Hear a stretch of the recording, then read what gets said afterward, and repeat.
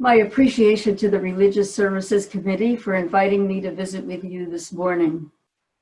I prepared the first portion of today's message as part of a longer presentation originally intended to be delivered in person at the Cedar Falls Historical Society next month during its year-long recognition of Iowa's 19th Amendment Centennial Commemoration Project with the slogan, "Hard Won, Not Done." Instead, due to the pandemic, the taped full presentation will be available from the Historical Society website's YouTube and Facebook links starting October 10th. So, in my message to you this morning, I'm first sharing a glimpse into some personal experiences that guided me in learning how to stand up and be counted, along with the broader topic of us all standing up to be counted as the national election nears. Do you ever wonder what someone you've come to know as an adult was like in childhood? Were they always this cranky or shy or in-your-face pushy? What we have been enduring since last March, the changes thrust upon us with no opportunity to prepare, all have led me to reflect on my own upbringing and how I've changed. I was born and raised in Newark, New Jersey, a timid, yes, me timid, child who learned very early that I better follow the rules, whether laid down by my parents, teachers, or anyone else. I knew better than to make waves because the consequences of behaving in a way my parents, particularly my father, disapproved of, resulted in painful consequences. So, no backtalk, no sass, no rebellion. My first stray away from timidity was as I neared high school graduation. There were 2 cello players in our orchestra. The other one was an all-stater. Excuse me. And then there was me, a weak player at best, who had been switched from piano to cello only the year before. When I learned that orchestra seniors weren't going to be permitted to march in the commencement processional with our other classmates because the orchestra would be playing, I surprised myself by thinking, that's not fair. I asked the orchestra teacher for reconsideration and was rebuked. His reply, what if the whole orchestra was composed of seniors and they all wanted to march? My retort, there were fewer than 10 seniors in orchestra, and I was the only one who wanted to march, so what was the problem? He then pointed out that he'd always thought I was a nice girl, but maybe he'd been wrong. Uh-oh. I went to my advisor who said I better back off. Teachers were beginning to talk about me. And worst of all, my mother went to the principal to assure him I was just having a senior emotional meltdown, and please, please don't take away Judy's college scholarships. A compromise was reached, whereby we orchestra seniors who cared about it proceeded into the hall, following the dignitaries and valedictorians, but before the rest of our classmates. I can still see the orchestra teacher's face at rehearsal as he announced the rule change, then turned to me and said, I hope you're happy. That was the first time I stood up to be counted. It was bewildering and definitely frightening to me, as my parents were not at all pleased that I had rocked the system. A few more such incidents occurred during my collegiate years, but I want to bring you along now to my first year at UNI. I've made every effort to verify dates and incidents. Should there be any factual errors, responsibility is mine, of course. I came to UNI actually when it was still State College of Iowa in fall 1965, thrilled and humbled to be a college teacher, hired as an assistant professor with probationary status, meaning that if all went well, I would be tenured in 3 years. Yes, in those days, tenure took only 3 years. As it turned out, shortly before my first winter break, I met and began dating Judith Harrington, a brilliant psychology professor who will be remembered by a number of you, as he was a member of our congregation until his death nearly 5 years ago. We were married during spring break 1966, and upon my return to the office the following Monday, I found a letter from then President Mocker stating that since I'd married a tenured professor, I was no longer eligible for tenure. Further, my rank had been reduced to instructor, meaning I also no longer was eligible for advancement in rank. What? I went to whatever the appropriate faculty committee was at the time to plead my case and was turned away. Still determined, at the end of the first spring semester, I met with President Mocker about my concerns. You know how thousands of experiences fade away, but some remain crystal clear for decades? So it is with my memory of that meeting over 54 years ago. President Mocker was courteous and kind. Good grief, he'd even given me away at my wedding. He responded by first noting that at one time, any woman would be ineligible for or lose her rank and tenure status when marrying a male faculty member, even if his rank or tenure status were less advanced than hers. President Mocker noted that most of those women were assigned at the college's K-12 Price Laboratory School, although some were on the main campus, and all had taught successfully for many years without tenure or advanced rank. He then patiently explained I should appreciate how the situation now, that is, in 1966, was far better for women faculty than ever before, because the system had become equitable in his mind, meaning the partner with lower rank and tenure status lost any opportunity for advancement, even if male. And I was supposed to be pacified by that, right? Wrong. I was becoming agitated. President Mocker then proposed a hypothetical case to me where there were 3 directors of the campus library, 2 of them being married to each other. Decisions coming from the library's administration could never be proven to be the result of what he called pillow talk, but then he added, maybe they were. By then I was truly perturbed. I don't know how I had the courage for what I next said.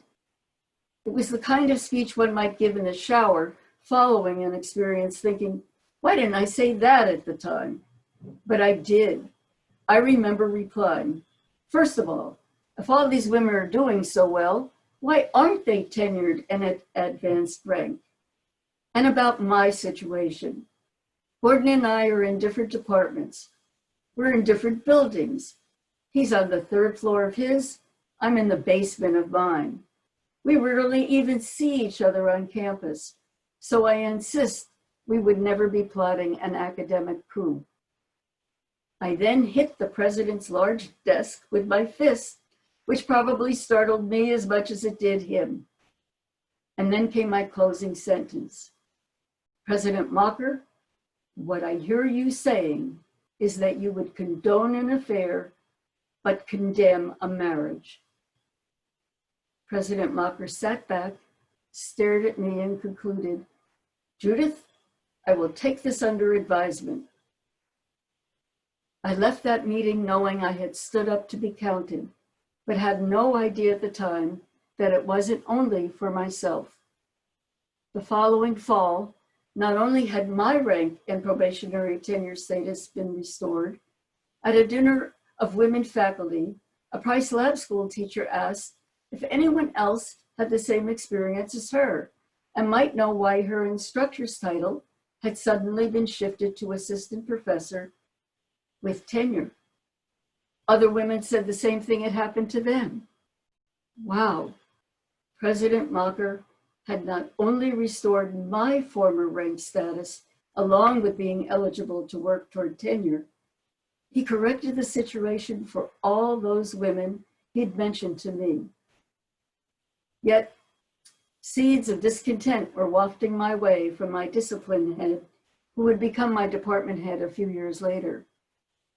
Learning of the reinstatement of my status, He called me into his office and said, "You just speak right out if you don't get what you want, don't you?" Uh-oh again. What had been a cordial relationship between us for most of my first year at SCI became stormy for the rest of our decades together. I had begun to pay a price for standing up to be counted, although it didn't stop me from doing so a number of additional times during the rest of my career at UNI. Most significantly, when I spearheaded a class action lawsuit related to the blatant differential in salaries between male and female faculty. The suit, including all the years of data gathering, extended from 1970 to 1977 and came to be known as Harrington et al. On behalf of themselves and all others similarly situated as plaintiffs against the state of Iowa, the University of Northern Iowa, and the State Board of Regents as defendants. The details of those 7 years are too complex to relate today, but will be included in the Historical Society taped presentation if you're interested. Suffice it to say, at a department meeting not long after the conclusion of the suit, my department had turned to my longtime female colleague and me saying, "You both should be very happy." Oh no, the voice of my high school orchestra teacher was being channeled through my department head's mouth all those years later. Hard for me to swallow.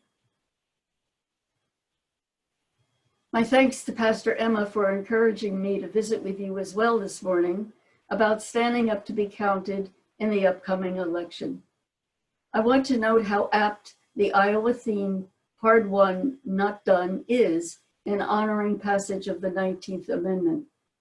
Indeed, the victory didn't relieve the suppression of voting opportunities for many yet to this day, certain women, and regardless of gender, those of color, just as a few examples. The challenge is so enormous, what can any one of us do? Well, first, certainly, we must be responsible for ourselves. So I want to focus on how each of us must stand up to be counted in our nation's upcoming general election on November 3rd, 44 days from now. Lots of time left, right? No.